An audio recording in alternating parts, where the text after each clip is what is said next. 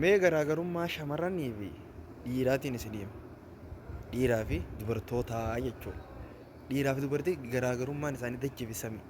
Sabrii irrattis ta'e tan rabbii sabrii kenneefi beek shamarri hundaa miti. Laal waan takka irratti isin himama. Wanniin irratti si himu shamarri takka yookaan dubartiin takka kaatee si fayyaa qabeessa kan si jaalatti. Ati rabbiin si fidee ijji teetu si jaamuu dandeessi guyyuma keessaa. Yookaan harka tokko dhabuu yookaan miila dhabuu dandeessa.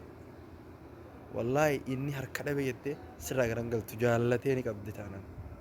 Suma hojii jiraatti. Garuu nuti jaalala feene yoo si qabaanne isiin guyyaa keessaa miila dhabde wallaahi wajjin jira. Naafaa wajjin jiraadhaatti akka dhiiraatti ol beeynaa jechuudha. Garuu obsa isaaniin rabbiin kanneef kana akkamitti ajaa'iba na ajaa'ibsiisa na dinqisiifachiisa bakka.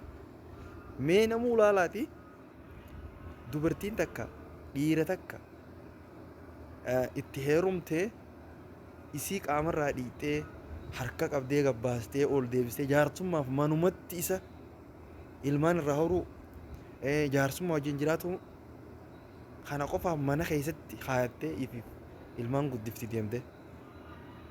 Mee dhiirti akkasitti sabrii akkasii ni qabdanii intala ijaan qabne ni fuutanii maa wal sobna yaa wallaahi wal sobina. Intala takka osoo jaalachuu jirtu akka tasaa miilli tokko dhukkubsatee haakimni hospitaalli irraa kuta. Isi sanni fuutaa meeti hin fuutu. Isiin si heerumti garuu sitti heerumtee bultii ijaartee harka qabdee hammaama si keessatee qaama sirraa dhiitee akka haadhateetitti si wajjin jiraatti. Wallaahi mee waan kana sirri ilaalame